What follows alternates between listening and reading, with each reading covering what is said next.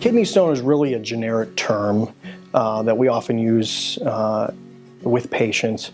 And what we really mean when we say kidney stone, you could have a stone in your kidney, in the tube that drains your kidney down to your bladder, or you could even have a stone in your bladder. 80% of kidney stones are calcium as their main base.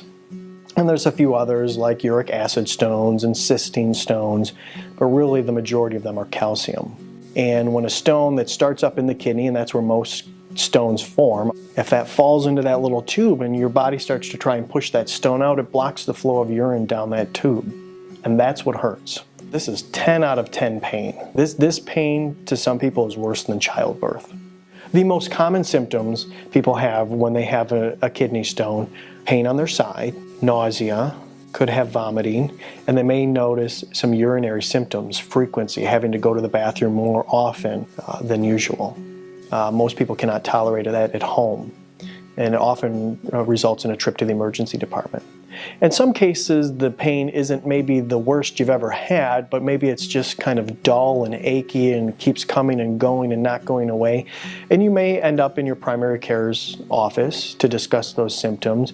But that whole constellation of symptoms, the flank pain, the nausea that goes along with it, you may have some lab values that are out of range. Those really tip an individual off to suspect a kidney stone. And the most common way that it then is diagnosed is actually with a CAT scan. Actually scanning the abdomen and looking. In most cases, there's sometimes looking for both kidney stones or other problems, appendicitis or gallstones. Really the most common cause of kidney stones is dehydration, just simply not having enough fluid in your system and not making enough urine. By becoming dehydrated, you've effectively decreased the amount of urine you're going to make. You've concentrated your urine. Those crystals then can come out and start forming.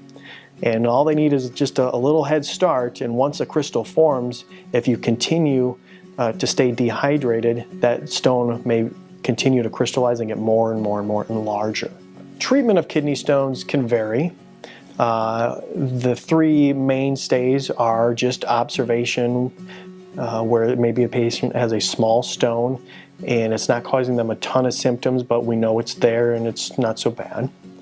Something called medical expulsive therapy, which is really about providing medications, usually some sort of pain reliever, and something to relax that actual urine tube that we can give you to help you pass a stone on your own. And really that's dependent on the stone size and what your symptoms are. If you're in excruciating pain and we can't get it any better, you're probably not a candidate for that. And then the most definitive treatment is somehow removing the stone. Nowadays we can do much of this with miniaturized telescopes and laser therapy.